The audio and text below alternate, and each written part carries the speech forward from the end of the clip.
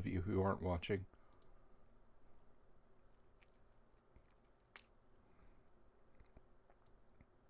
All right. There's YouTube going. Good Monday to you. How is everybody? I hope you're doing well. It's a lot to catch up on today. Last week was kind of hectic. This week is equally hectic. Sorry, you're out there, not down here. Anyway, yeah, let's get rolling. Let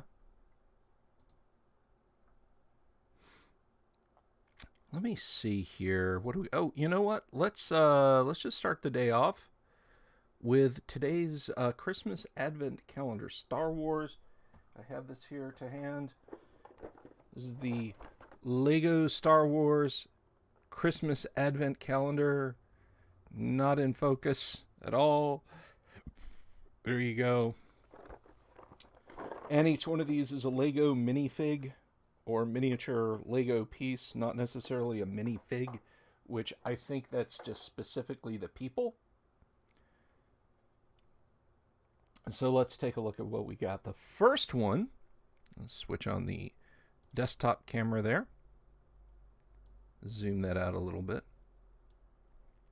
The first one we got, this is the Mandalorian's ship. It's a big important property for Disney Star Wars, since virtually everything else they've made is garbage. But there you go. See, just a few tiny little pieces. I never would have done that when I was a kid. I got to hand it to the Lego engineers to be able to sit down and say, okay, what is the least number of pieces we can use and make something that looks recognizably like a Star Wars ship? This is falling apart. And by gum, they did it. I don't know if they have CAD software. I don't know if they're just incredibly clever. But yeah, there we go. So there's that one. And then there's this guy. Is this from the newer movies? Is this somebody's custom TIE fighter? It looks like a TIE fighter, but it's got triangle wings rather than the hexagonal wings. And I guess you could make the case that that's a TIE Interceptor, which I do know. Those are from Return of the Jedi. But anyway, there's that one.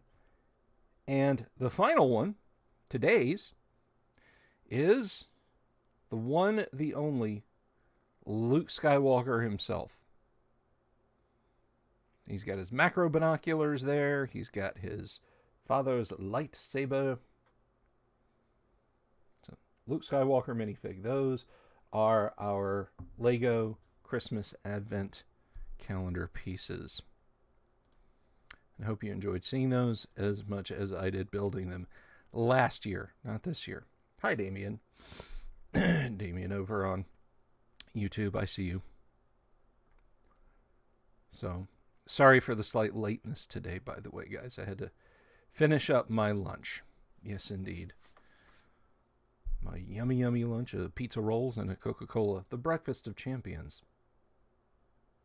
It truly is. So there we are. Star Wars Lego calendar. And I shall put them back in their appropriate spots. Let's see. And it's easy to figure out which ones they go in because on the back here, I'll show this to you. I don't know if I can show this to you. Let me see if I can get this in the shot without making too much of a mess. Where's my control panel? There it is. All right.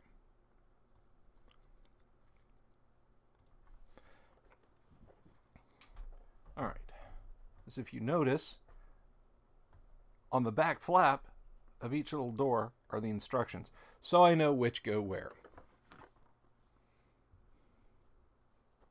I may have shown them slightly out of order, for which I apologize.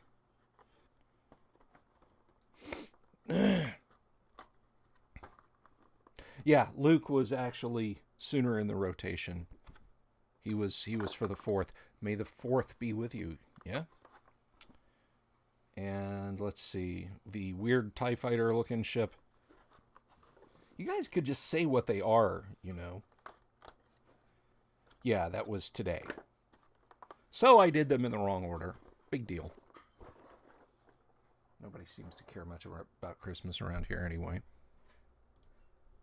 Just me.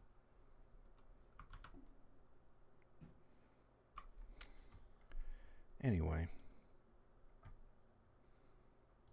So what do we got going on today, folks? What's happening with you? What's going on game-wise?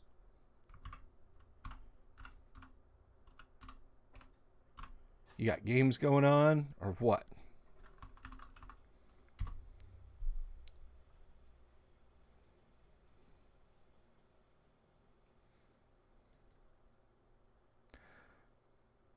Sorry, a little bit of dead air. Had a brain fart.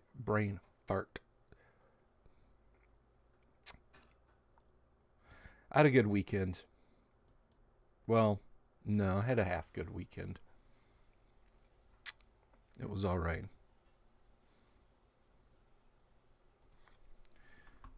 Didn't sleep Saturday. Screwed up my sleep schedule. Slept late. And that's really that's really about it. My team won. Alabama Crimson Tide won. That was nice.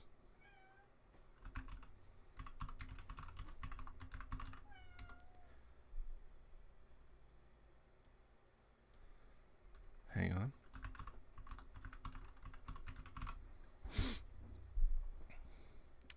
I try and remind people that my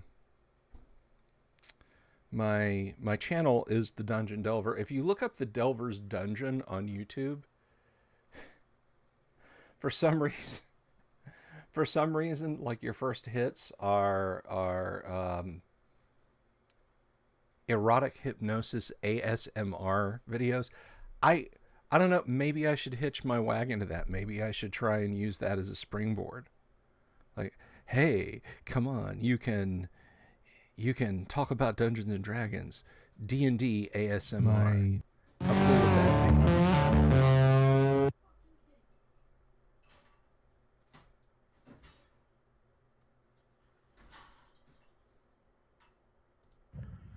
What in the world, bro? Like,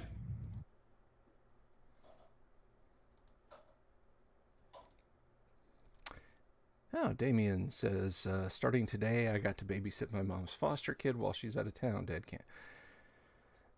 Well, if foster kid is old enough, play some D&D with him.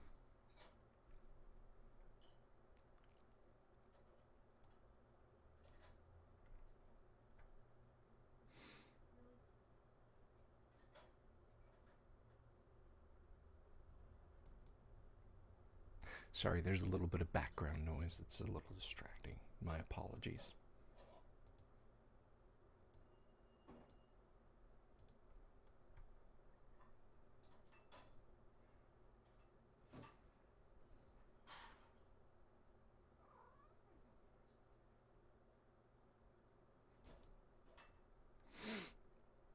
I apologize for all the dead air today, guys. I'm a little loopy still, a little punchy. All right, let's talk about the Monday game from last week, because that was kind of exciting. If you recall, the previous Monday, the party had gone and fought the Gorgonmera. Now, if you're not familiar with the Gorgonmera from AD&D, it's all the worst parts of a chimera. That is, red dragon head that breathes, lion mouth that bites, all that fun sort of thing. And to boot, one of the heads is a gorgon, the bull that breathes a cloud of smoke that can turn your excuse me. They can turn your character to stone. Oh gosh, I wish I had a tissue so you get to see my messy nose in 1080p. Or whatever it is that, YouTube is deciding to broadcast this in. But there is one called Chossos in S4. The party fought it, killed it, only got one NPC turned to stone who blew their saving throw, and they used various methods to get his statue form out. They met these gnome-like creatures called Peck, who were able to turn him back into flesh, and so they continued on.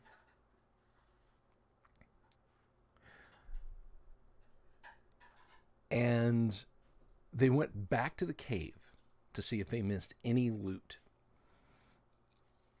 And that's where they found, when they started removing stones that had been very clearly stacked up, they found a passage downward into the greater caverns of S4. Now, they knew they were on another level, even as far as, difficulty was concerned. Not just as far as, well, we went down, we're on another level.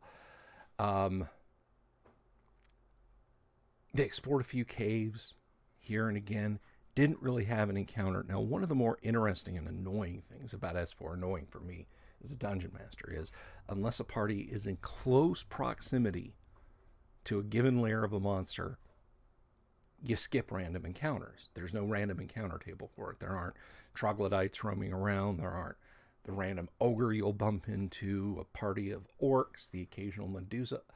Although, really, it's up to DM Fiat to decide whether or not you want to put those things in your game. I've adjusted the game accordingly, or I've adjusted the module, rather, accordingly for certain encounter areas, but I don't want to give away too much. So I might have players watching.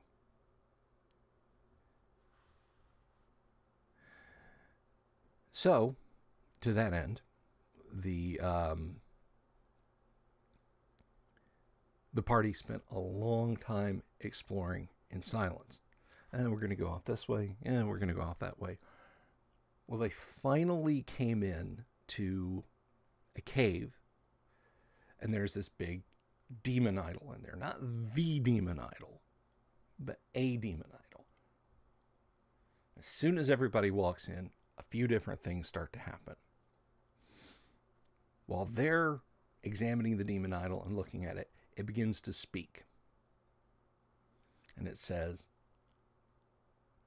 basically, it just kind of materializes this stone coffin in front of them with the lid off and says, you may take one magic item from this chest if you leave like kind in its place. Which is basically, you've got a +1 sword, you see a +5 mace, you put the sword in, and you can take the mace out. So a few of the party members tried this. One of the NPCs flipped a copper coin in, and I think he got like an arrow out or something like that. But the point is, a couple, 2 or 3 characters like this, and they're like, okay, this is kind of interesting, let's leave. They turn around to leave, and they bump into something solid that's stopping them from leaving. They're like, what's this? I roll an attack, because what's facing them is a stone golem that's invisible. It immediately casts slow on the party. Well, that's the first thing it did. I shouldn't say I rolled an attack. It immediately casts slow. Now, here's an interesting question for you guys. Would you count a debuff spell as an attack? I didn't, so they were still unsure what was happening yet. So they get slowed. Then in the next round, as they're trying to figure out what's going on, like, oh, what are we going to do? Then the attacks start. Stone Golem wallops one of the characters for a lot of damage. Now it's visible. Now they know what they're facing. A stone golem can only be hit by, I believe it's +2 weapons. You know, we have the monster manual here to hand. I just think it's funny that golems can cast spells. Let's see.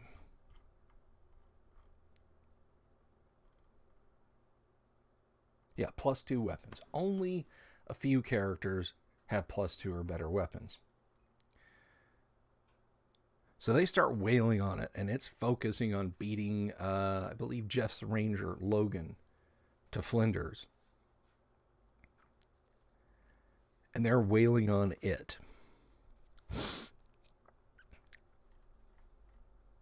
So that took a few rounds to overcome the stone golem. 60 hit points, and I treated it as an 8+8 hit die monster. Effectively a 9 hit die monster.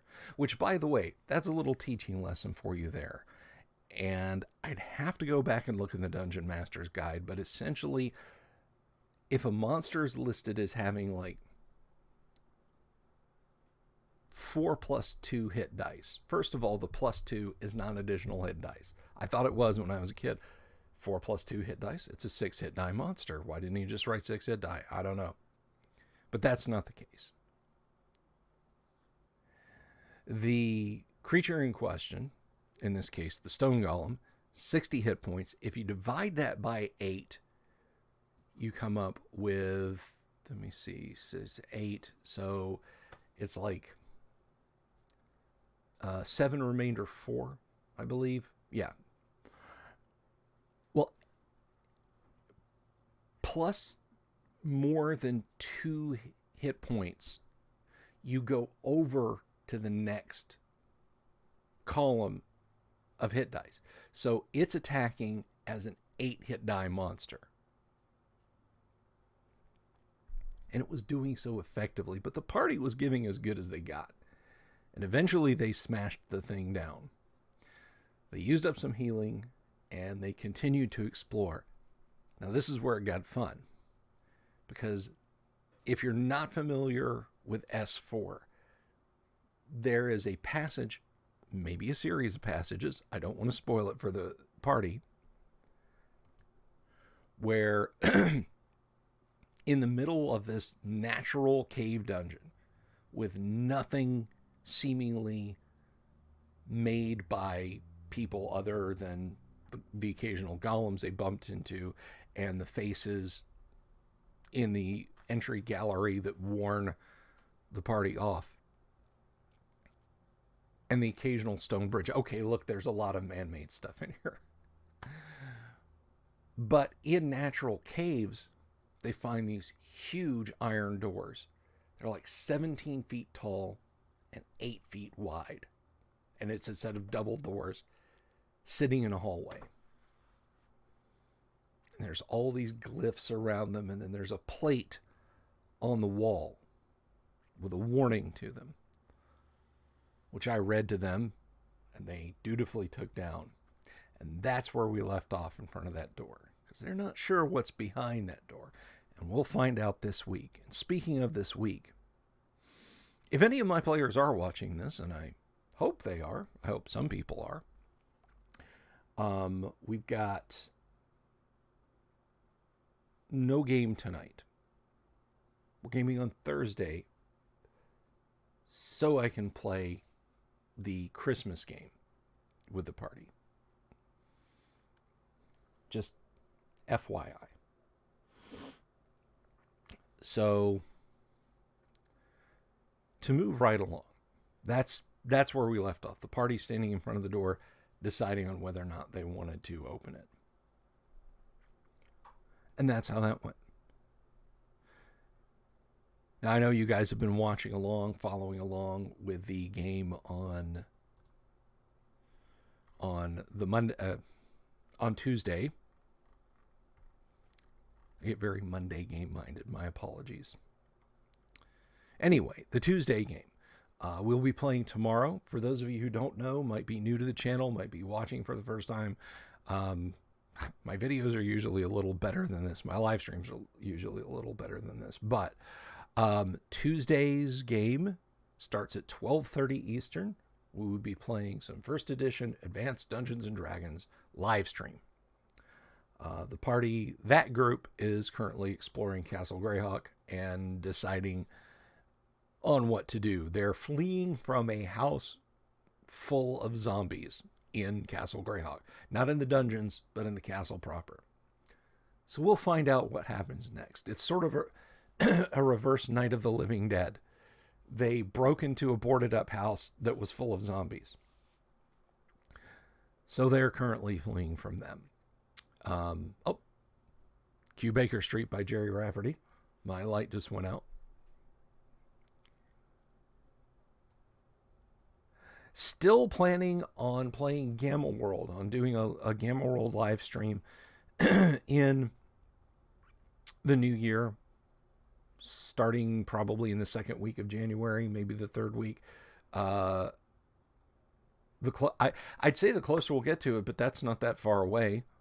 But yes, the closer we'll get to it, the more details I have. I've got a couple of players lined up.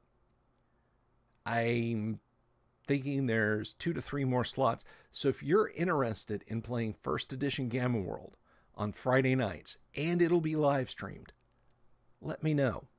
You guys let me know. Something else I'm thinking about doing, and it'll be interesting to get any feedback from folks on whether or not you'd follow this, is would anyone be interested in, or not would anyone be interested in, let me back up, sorry.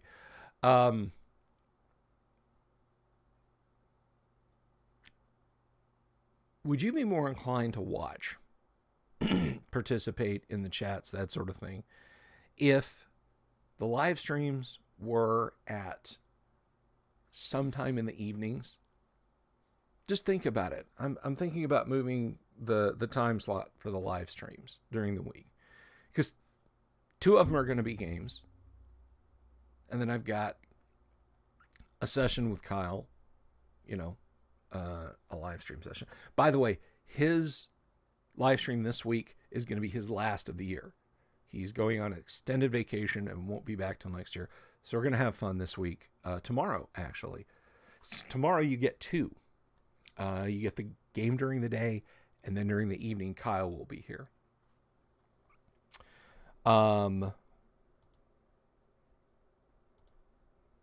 So just think about it. I'm thinking about moving the time slot to maybe 7 o'clock Eastern, rather than doing this right in the middle of the day. Just think about it. You don't have to answer yet. Just calm down. Don't click anything yet. So we'll see. We'll see how that goes.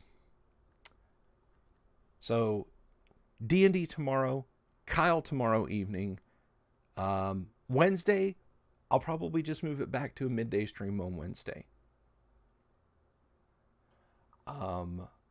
Thursday will be a normal Thursday stream, and Friday will be a normal Friday stream. So now you know that. And what else? This might be a little bit short today, and I apologize for that.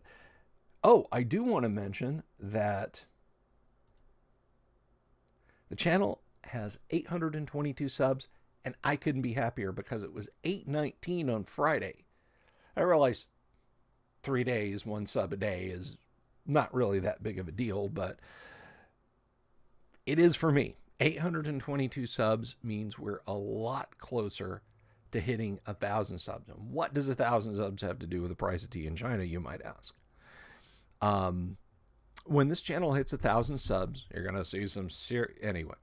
When this channel hits 1,000 subs, we're going to celebrate that by having the Great Underground Virtual Con. That's right. We're going to have a virtual gaming con. I'm going to run some OD&D, some AD&D, Twilight 2000, First Edition Gamma World, Tales from the Loop. Anybody else that wants to jump in and run an AD&D game, or run a role-playing game, I should say, run an old school role-playing game. And yes, I mentioned Tales from the Loop in the same breath as other old school role-playing games. It's set in the 80s. I like it a lot. It's a very lightweight system. I'm not in love with Free League's approach to everything, but I do like Tales from the Loop. It's in the vein of Stranger Things. So do recommend. If you've never played it, if you're wondering what I'm going on about it, one, help us get 1,000 subs. Two, sign up for that game when it's available, and we will play some Tales from the Loop, and all the classics, AD&D, OD&D, Twilight 2000. Like I said, it's all going to be good. We'll have a final time. But 822 subs is what the channel is sitting at now, and I'm very happy about that. So thank you to those of you who've subscribed, and I really appreciate it. I really do.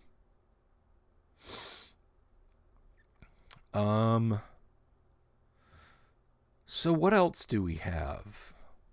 What else is going on?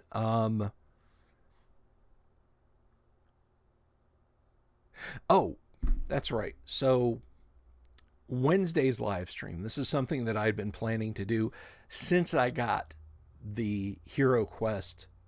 I almost said epic scale. The Hero Quest epic tier backing is going over the rules in a comprehensive way. If you've never played Hero Quest, if you're wondering what Hero Quest is all about, first of all, you can buy Hero Quest again. You got to buy it from Hasbro, or you can go out and buy the old sets. But we will go over Hero Quest, the rules, and maybe go through a short fight. Now, I'm not going to drag out all of the miniatures and terrain and stuff like that, because it's not just a matter of, well, I can just set a couple of pieces here on the table. You know, it's a full game board thing. But yeah, we'll look at some of the characters. We'll maybe have a little fight with one of the characters versus a couple of monsters. And we'll learn to Hero Quest, and we'll do that on Wednesday. That's coming on Wednesday. Thursday, as I said, Thursday night is my big weekly AD&D game. I do a Christmas game every year, and it's kind of important to me. It's my Christmas party, for lack of anything else. And I do special stuff, special Christmas themed stuff in my games. Thank you for the woohoo, Damien. A lot of people ask me, ooh, is it like a dark, is it like Krampus, or, you know, Cthulhu has eaten Santa Claus, or, you know, Christmas is a myth and Jesus is actually a zombie. No, I don't do ironic, tongue-in-cheek spoof of Christmas games. Christmas is my favorite holiday, even when it seems like I'm the only person who's interested in celebrating it. And I try and give the folks in my game Christmas presents through the game, because I typically can't give them actual gifts. So I give them gifts for their characters. Nothing too crazy. I've kind of overstepped a little some years. Like, oh, here's an Ion Stone. Well, that character now has a higher strength, that sort of thing. So we'll see how that works out this year. But I have something fun planned for them. So that's going to be Thursday night. And then Friday, I'll tell you guys all about it. I'll tell you guys how the Christmas game went. Maybe it'll inspire you to run a Christmas-themed game yourself. And I certainly hope it does.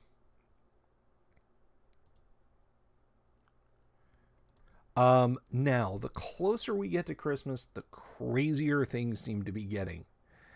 I am backed up and busy, and it's just it's things change day in and day out. My youngest daughter, her birthday is tomorrow. Happy birthday, Rosemary. Rosemary gets the shout out. So obviously we've got to celebrate that. Celebrate her her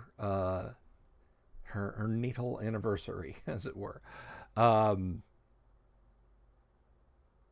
just again, as we get closer to the holiday. Now, I'm not going to disappear Christmas week and not reappear until sometime in January, like I did last year. If I feel like I need to take an extended period time off, I'll let you guys know in advance. But that's the key thing. You will know in advance, all right? So fear not. But that is basically the holiday schedule. Looking at December here. Let's see. Yeah, Christmas is on a Saturday this year. I don't know that I'll do something different on Christmas Eve, or even if I'll stream on Christmas Eve. I might stream on Christmas Eve. We'll see. We'll have to see. Hello, Mr. Grooves. Good to see you. The state bird of Florida just flew by. Mosquito about the size of my thumbnail. So if I wind up with dengue,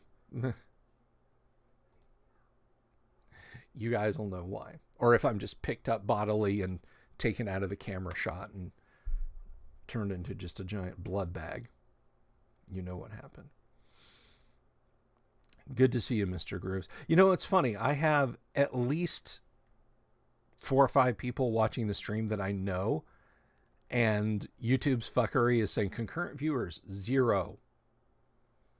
So I don't even know what that metric is. I don't know what it is anymore. I know I don't have like an audience in the thousands or anything like that. I just think it's funny that YouTube is just like, yeah, no, you don't have any viewers, dude.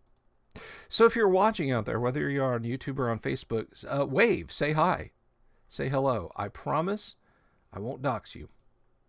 Probably.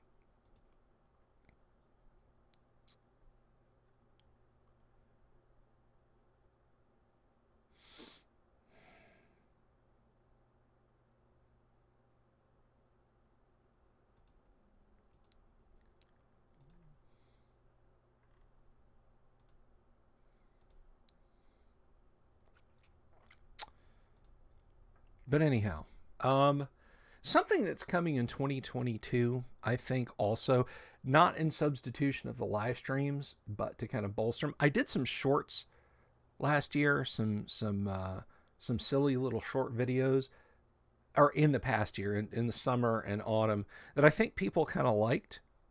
One of them has just an insane number of views, at least from my videos. Yeah, I did a short that got bumped up enough that 746 views it got.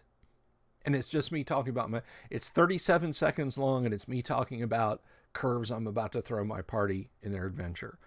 I used a thumbnail from Mad Max Beyond Thunderdome, and it's titled "They're All Gonna Die," or "They're All Gonna Die," because it's a bunch of L's, not a bunch of A's. 746 views, and it just blew up. But most of my other videos don't do those numbers, and it is what it is. It is what it is.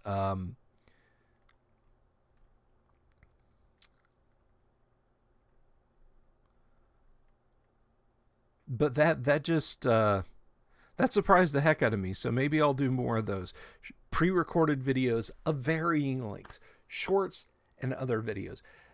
There's a guy, and we haven't talked about miniatures much in a long time here on the channel. There's a guy, Luke's APS. If you're not familiar with his channel, Geek Gaming Scenics, go check him out on YouTube. Not right now, please, but do check out his channel. But he does this video, and it's practically in real time. It's practically in real time, where he takes these Reaper Bones kobolds and using Army Painter paints and scenics and his own scenics for basing, but Army Painter paints and his own scenics. He paints like 40 kobolds in 20 minutes. It's nuts.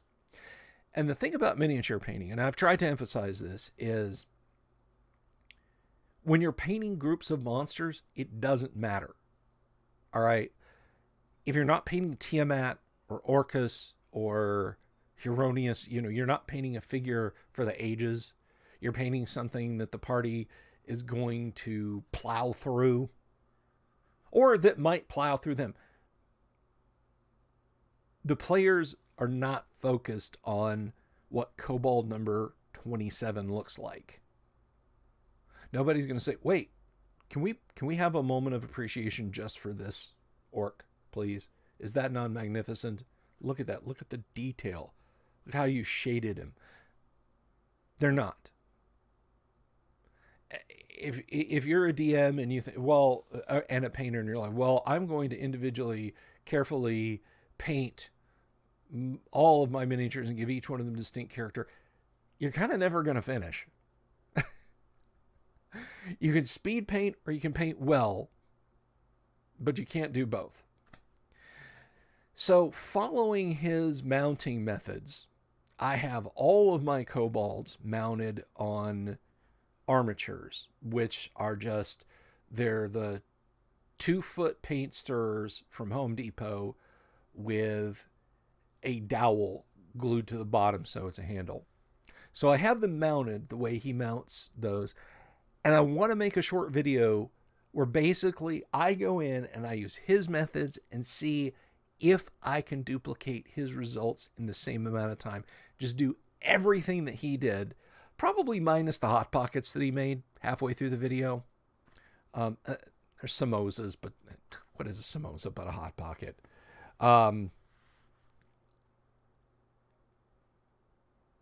The only difference is my the red base coating that goes on, I will be doing with an airbrush, which I hope is something you guys enjoy. Anybody who's been sitting on the fence about getting an airbrush to paint minis with, this will be your opportunity to see that.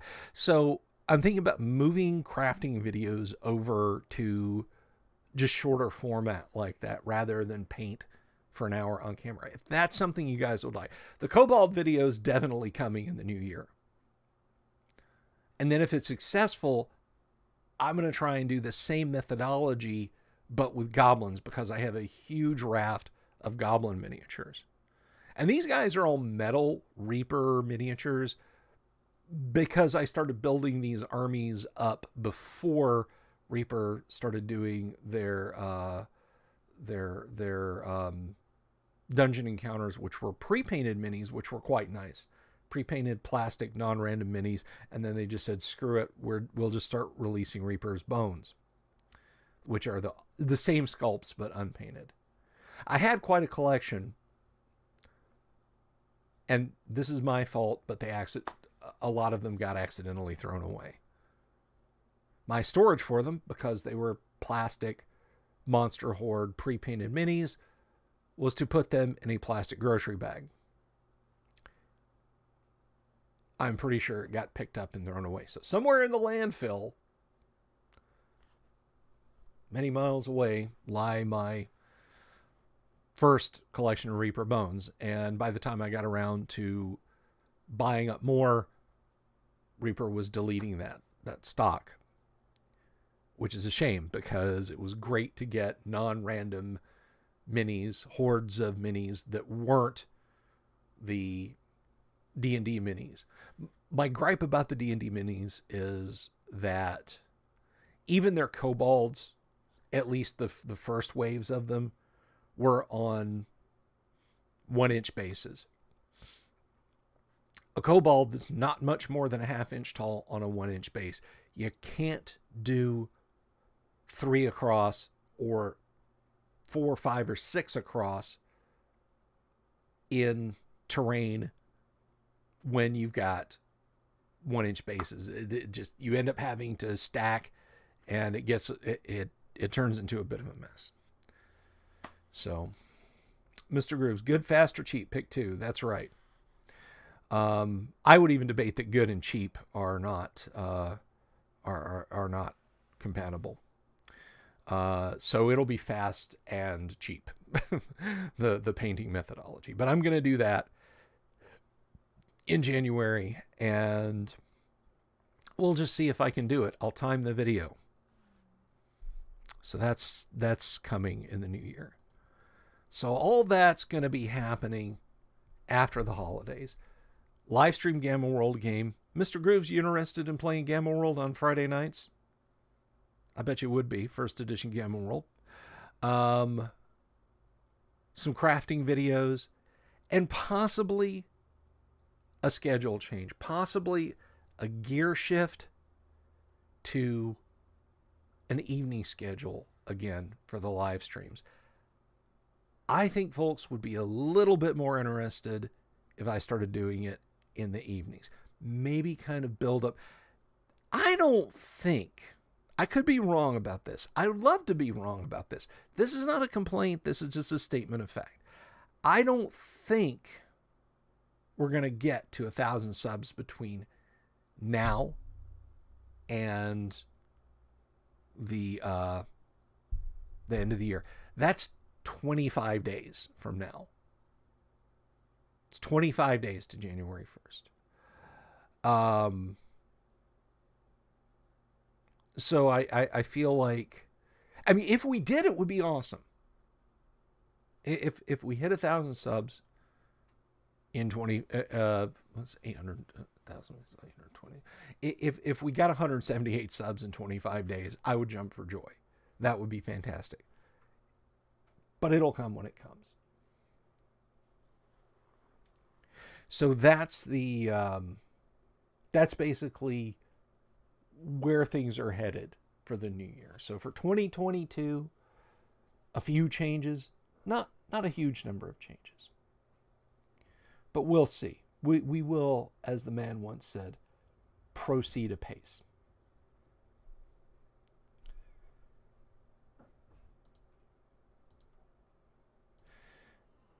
So if the Gamma World game sounds like something you'd be interested in doing, just let me know. You can let me know here in the comments.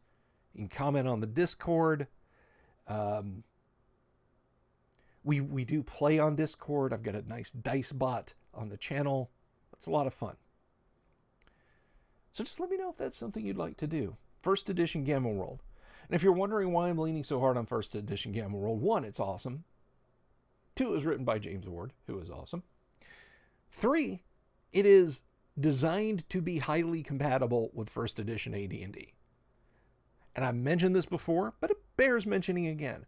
There's a section in the first edition AD&D Dungeon Master's Guide about how to blend the two, how to cross the two over with each other. I've always maintained that you could build a pretty good science fiction role-playing game by taking the Six Guns and Sorcery supplement and the Gamma World supplement, Mutants and Magic supplement in the Dungeon Master's Guide, blending them with a lot of AD&D, and then kind of forging your own thing. Because then you've got firearms and explosives. You've got psionics for weird mind powers. You've got all the science fiction-y, weapon-y stuff from Gamma World. Why not, guys? Why not? Hello, Arrow Grab. Good to see you. Once again, see, there's a perfect example. I now have lots of people watching, and YouTube is just saying, nope, concurrent viewers, 0. It is a mystery.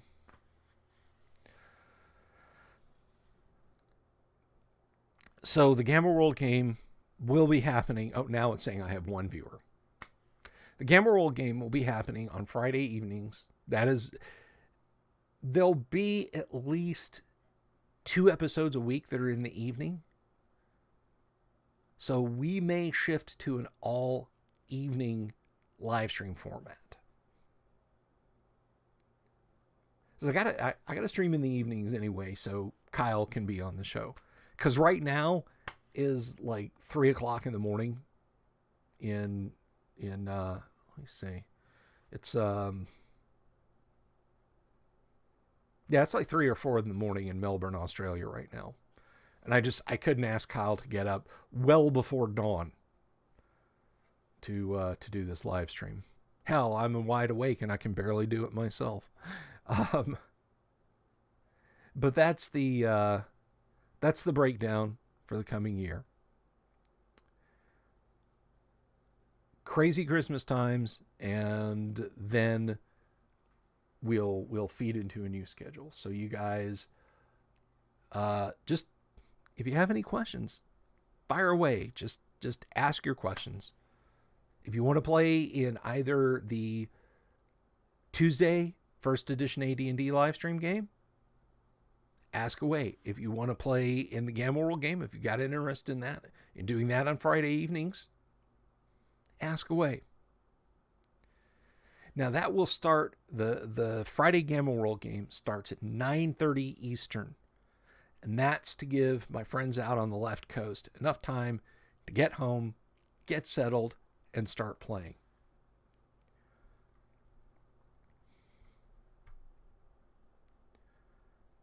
So just let me know. Keep me informed apace. And before I forget, I do want to thank the people who've signed up recently, who've subscribed. I get some notifications about my subs, and then sometimes I don't get any at all.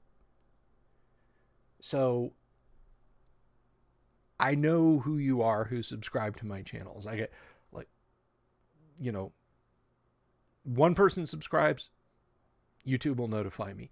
10 people subscribe, not a peep. I would love to be able to come in and give a shout out, but I don't. Now, I put a question out there on Friday, and I said, would people support the channel through a Patreon?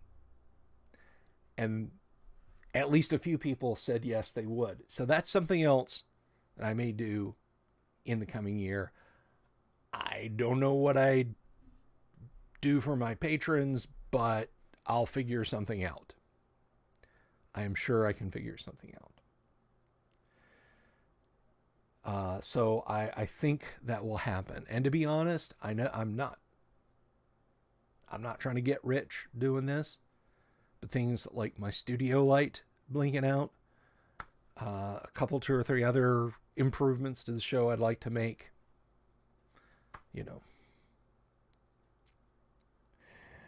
Arrowgrab says, I've missed most of everything so far, but since we can ask any question, here's one. What do you think of comedy, madcap, humor, and post-apocalypse settings? I'm going to go out on a limb and say maybe you're talking about Paranoia from West End Games.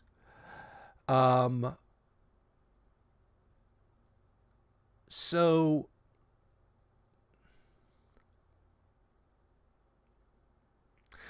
I think there are elements of humor, of tongue-in-cheek humor that can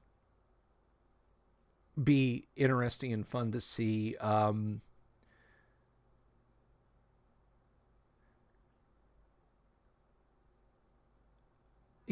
been playing a lot of Fallout lately, Fallout 3 and DLC and Fallout 4. And I see your questions there, Aerograb, and I will get to them all. Fallout 3 has a lot of humorous bits in it. It has a lot of very melancholy bits in it. Like when you find a note or a recording from someone. Fallout is set 210 years after the bombs fell, Well, Fallout 4 is set 210 years after the bombs fell, or 220 years, I can't remember. Fallout 3 is 200 years. You know, when you find like someone's basement that they kitted out as a fallout shelter, and there's a skeleton sitting at a writing desk in the corner, and there's notes or a recording, you know, Becky, I know we're on the outs, but I built this for us. I didn't want you to die in nuclear fire. Please, I wanted to see you again, but it's been months. There's no way you could have survived. And then, like, way on the other side of the map, you stumble into another similar shelter, and it's Becky. It's Becky writing her final note saying, Bob, I wish I could have seen you one last time, etc. And it can be kind of grim finding those things. And particularly when you consider that 200 years have gone by before you start Fallout, and you find places where there were attempts at managing the disaster or rebuilding things. Small societies have risen and fallen. It's been 10 generations. And you find the remains of those. That can be kind of sad.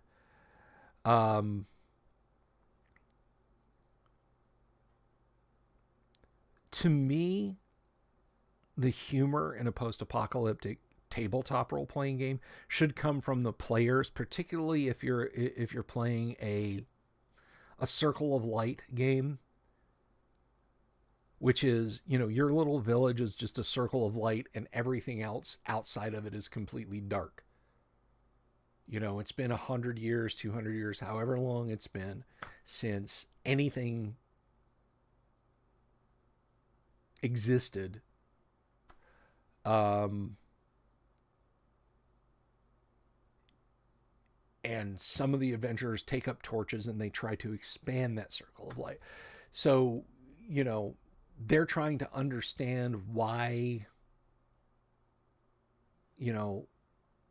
there's this building with windows of glass that are a smoked dark color, and there's magazines, or there's these flimsy collections of brightly colored scrolls, or maybe they're faded almost unreadability. What does that mean? And the character's kind of stumbling around. What is a better home and garden? Or this one is full of pictures of naked people making babies. That can be humorous. I feel like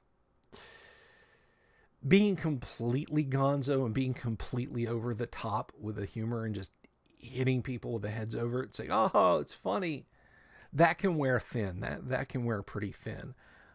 The characters doing silly things and silly die rolls coming about to trip them up is, and like, okay, I know this is an electric can opener. My character doesn't.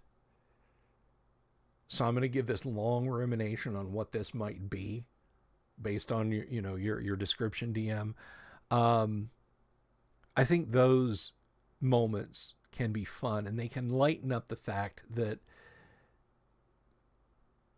the world is gone. Even if your characters initiate some amazing turnaround, you find a functioning fusion reactor, not fission reactor, fusion reactor, that can eliminate radioactive items by turning them into fuel and produce new elements and make clean food and water, and et cetera, et cetera. It's only going to do it on the micro scale. You're never going to see the world as the city on the shining hill again. And I think tempering those moments that the world is broken and unfixable with a little bit of humor is important. But just a constant barrage of comedy robs the game of any chance of pathos, and it just turns it into an episode of Family Guy. So Aerograb, addressing your questions. I never really played them myself, but Metamorphosis Alpha, Gamma World, the OSR game Mutant Future, they're all a bit like that with laser, I-beam, carrot men, and whatnot.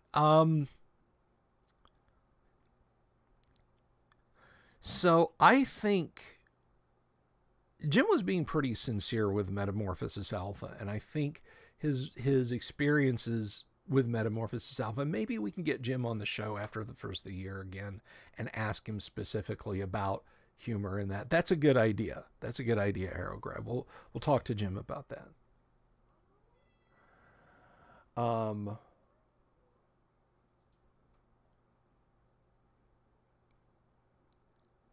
But I think the characters created funny moments in Metamorphosis Alpha, again, through misunderstanding technology, misinterpreting how the game master was describing the technology, doing things. Oh, here's a shining room. Well, this must take us someplace, and step in and push the button. And, oh, it's an airlock. Boom, and we're blown out into space.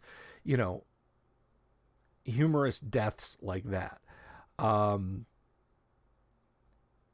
so it was a good thing for the reasons I've said. And I think Jim sprinkled that into Metamorphosis, or into Gamma World a little bit more.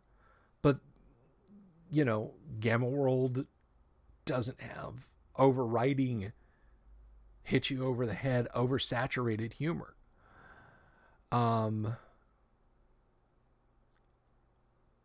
I think that's why early post-apocalypse games were like that.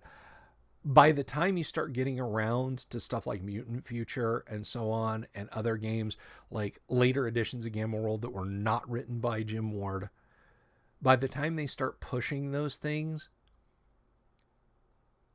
it's kind of like later editions of D&D. They've forgotten why those things were in there, or they never understood why those things were in there, and they thought that the humor wasn't there as an element, that humor was the element, and everything else is just there for seasoning. So the more gonzo post-apocalypse games get, with carrot men with radioactive eyes, and and it even creeps into Twilight 2000 a little bit. The first run of modules in Twilight 2000 are like the Against the Giants, Keep on the Borderlands, Village of Hamlet, Lost Caverns of Sojkanth, for D&D. They're very tight, they're very well written, and they're very well regarded. Some of the later modules, particularly, there's one, I want to say it's called City of Angels, and it's set in the ruins of Los Angeles. There's a street gang that inexplicably is Monty Python's Flying Circus LARPers.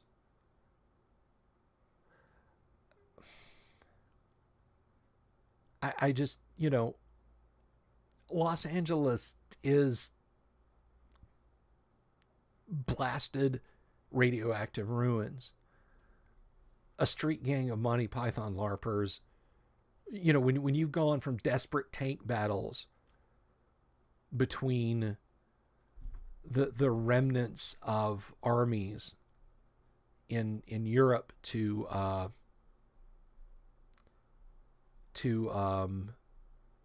something like that, the tonal shift is too jarring.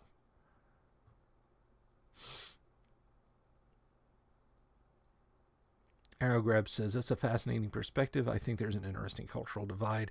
Here in Central Europe, we didn't have these early games back in the day. And something else I should point out, and you mentioned the cultural divide, and that's games like Gamma World and Twilight 2000 and if Aftermath, the Morrow Project, are strictly American. Mad Max is good enough that I think it speaks to both Americans and Europeans and Australians. Mad Max is just that good and seminal. But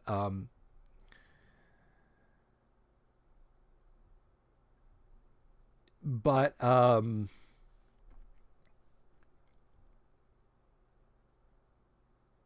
we assumed the bomb was coming. It was a matter of when, not if. And there's nothing we could do about it. You can move out to the country, during a conventional war. The English they dispersed their children out into the countrysides to avoid the bombs. But when how far do you have to get from New York City when there's a spread pattern of 3 2-megaton warheads aimed at it? And when it does go, 2 weeks and then your groceries are gone. So you avoided the fallout. I have a kitty cat on the table. You avoided the fallout. And that, sorry. Oh, okay. She didn't want to be picked up and put on camera.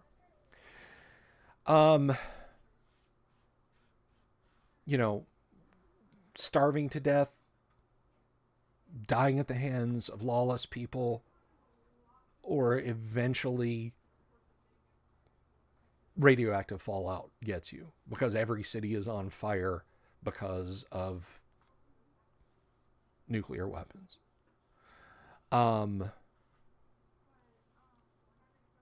You have to have humor in post-apocalypse games. We had to laugh at it. And humor in post-apocalypse is not uniquely an American thing. If you've never seen it, this is a movie that came out in the UK called The Bed-Sitting Room. Not only does it deal with the tongue-in-cheek humor of a post-apocalypse world, but it also deals with the recovery, as it were. But check out The Bed-Sitting Room. I think it's on YouTube for free.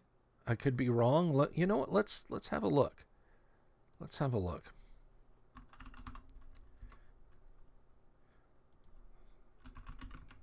Oops.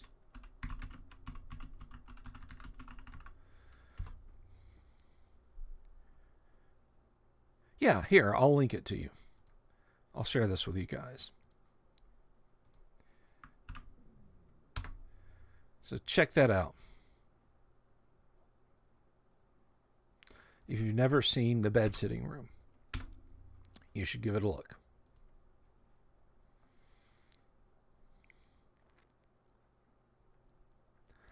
And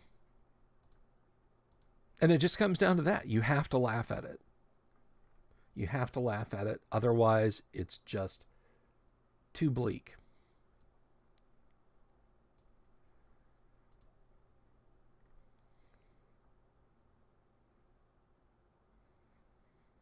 You missed an hour, 3 minutes, and 16 seconds of the show, Rob. Started off umming and ahhing rather inauspiciously. But now we're talking about post-apocalypse and post-apocalypse gaming. But I hope that answers your question, Arrow Grab. I hope that gives you. We had Stalker, and the novel Stalker was based on. But the zones...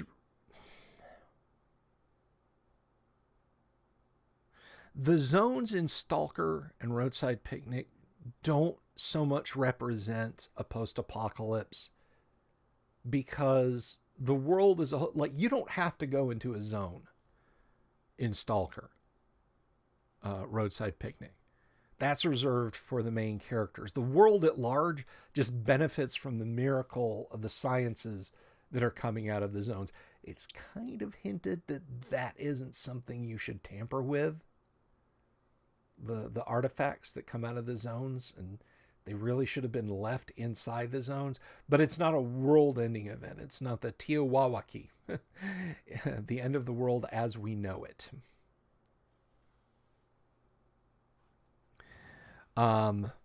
That's something else I'm going to do is trivia.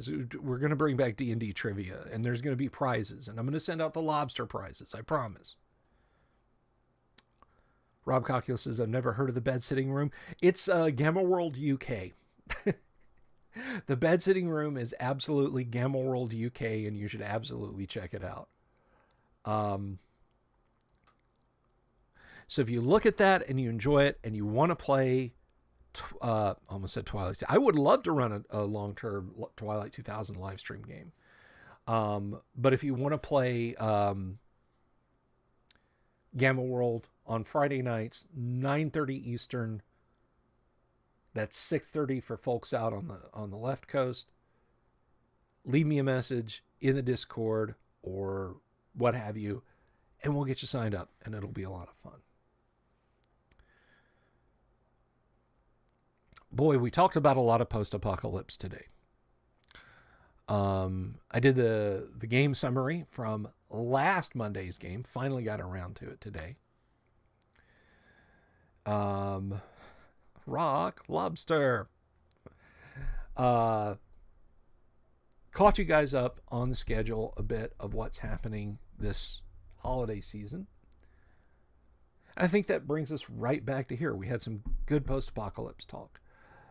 You can go over in the Discord and continue this discussion on, and I will answer your questions. I will continue to answer your questions. What's that? You didn't know we have a Discord? We do have a Discord. That's right.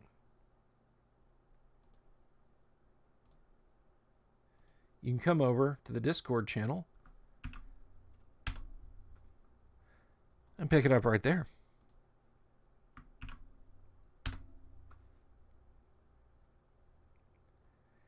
So stop by and say hello. We don't bite, I promise. That much.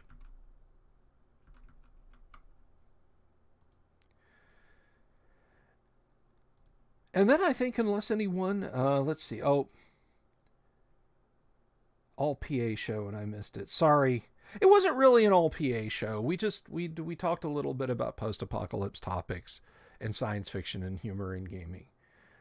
That is one thing. You know what? I want to wrap up on a stern but positive note, and it is this: DMs. Funny is good. Funny can, as Mr. Groove says, definitely lessen the grimdark. I don't want to play a current day Warhammer 40,000 role-playing game campaign. I read a lovely story that somebody wrote, very florid romance about how an Imperial Guardsman, who are the non-power armor wearing grunts in 40K, lived through a battle, was saved by a sister of battle, which are warrior nuns who do wear power armor. Not quite to the same extreme as Space Marines do. And he pined after the character. And this went on for the longest time on the planet they were investigating. Finally, she left him a note that said, "Meet me on the battlements at midnight," yada, yada, yada. And the player's character was elated. Finally, he would get to proclaim his affection for her. He goes up on the battlements. He sees her standing there. He starts to approach her. He's shot dead by a sniper. By a sniper that she ordered to assassinate the trooper because the Imperial trooper had seen Chaos Worshippers. And the Empire in the grimdark 7th or 8th or 12th, or I don't know what edition of 40K they're on, will sanction an entire planet if they think people on the planet have seen demons. As far as the average Imperial citizen is concerned, the only threats are from orcs or other alien species. If you see chaos, you get purged. I don't want a game in that kind of a world. I just don't. That is grimdark with no comedy. Rogue Trader had funny bits in it. Rogue Trader had ridiculous art. It had silly non-player characters, etc. But I don't do that. But with that said, too much humor can be distracting from a game. Regardless of what type of game you're playing. Fantasy, sci-fi, whatever. Too much humor.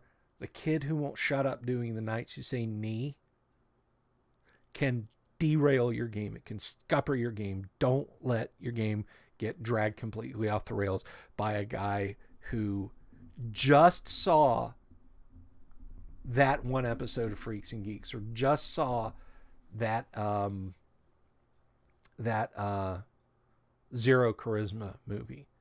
Don't let that guy drag your game off the rails. If you don't want that kind of humor in your game, a little bit of humor can go a long way. A little bit of humor, just like a little bit of grimdark. You mix everything into a fine stew.